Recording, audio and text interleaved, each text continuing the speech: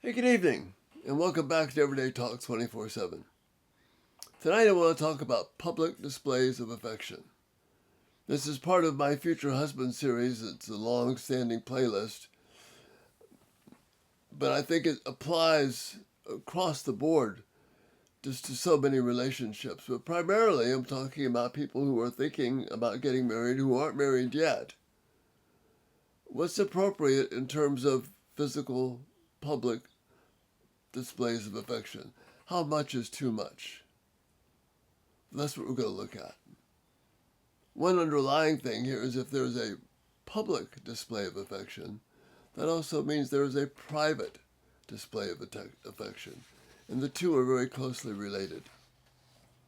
You see, our desires for physical affection did not originate with us. Okay, this is not an evolutionary development. This is not a cultural development. These desires originated from the hand of God. They were designed by God to accompany marriage.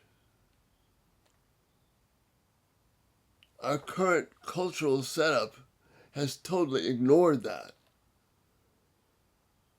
We very strongly believe as a culture, as a society, in our educational institutions, that marriage has absolutely nothing to do with physical attraction and physical affection.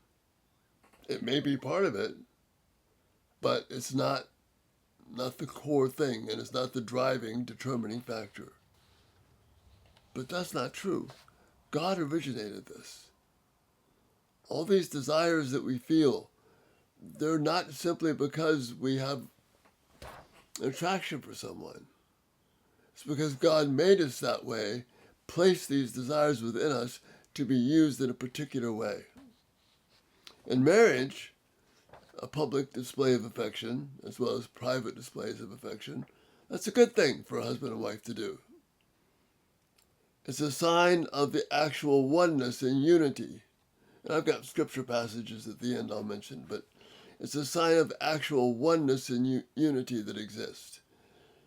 These things are a sign of actual commitment and the specialness of the other person that you're with.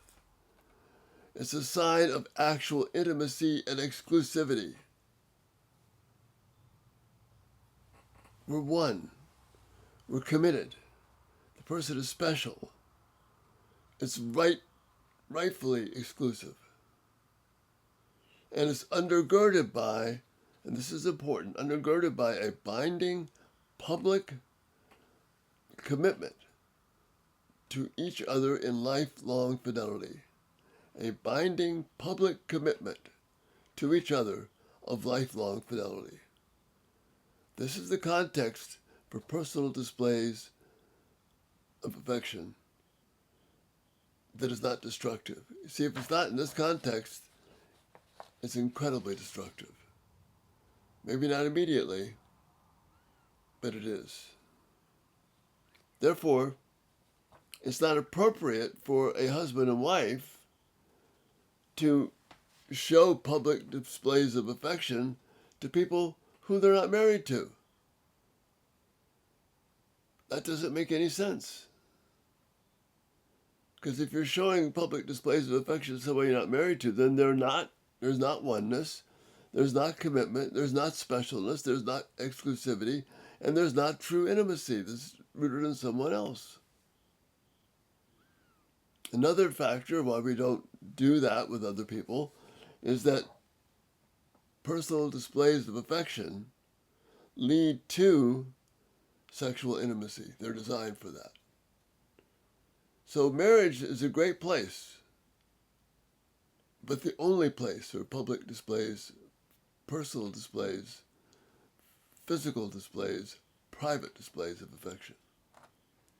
Okay, now what about marriage? By definition of what we've been talking about, if there is a public display of affection outside of marriage, then it is not a sign of actual oneness or unity. May be hoped for, but it's not an actual sign. It's not an actual commitment and specialness. Maybe a desire, I want to be committed to you, I think you will be special, but it's not actual, it's not concrete. And it's not actual intimacy and exclusivity, but presume that. That's so important for us to grasp. We may desire these things, but it's not based on something that's actual. We're presuming it. Just simply having a desire for physical pleasure is not a biblical basis for affection. It's in the context of a marriage commitment or an imminent marriage commitment. See, a public display of affection in this outside of marriage is not based upon a lifelong public commitment. You've not made it known to everyone that this is the person. This is the one I'm committed to. Everything about them, I'm committed to them. And there's no obligation to stay in an unmarried relationship. You may feel it to each other, but there's no obligation to that. You can walk away and it's over. So the displays of affection are not grounded in something that's permanent, but rather something that is quite temporary. What this means is that before marriage, these public displays of affection, it actually places men in a role of exploitation and not in a role of protection. Because he actually can't say, this person is special. This person is unique. I'm committed to them for a lifetime. Without marriage, you can't say that. It leaves women vulnerable and emotionally unprotected. Because we feel these displays of affection intently. And that's an intensity that masks the fact that outside of marriage, it's not binding, it's not a commitment, it's not based upon true oneness and unity. So how much is too much before marriage? Let me give you a question. Let me answer a question for you. How much is too much?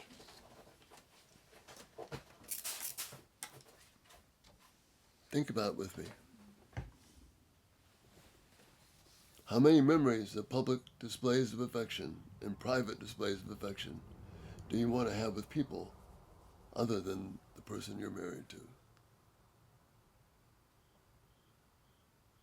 You see, there are several folks. The specialist can go. It's not a try before you buy.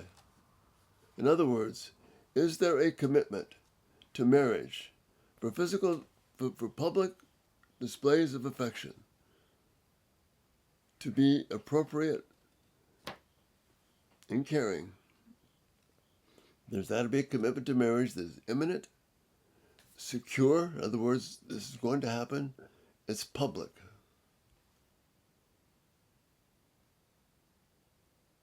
Something that leads to marriage quickly, because once you start those physical displays, you are opening up the sexual window. And that doesn't bring honor to God or to you.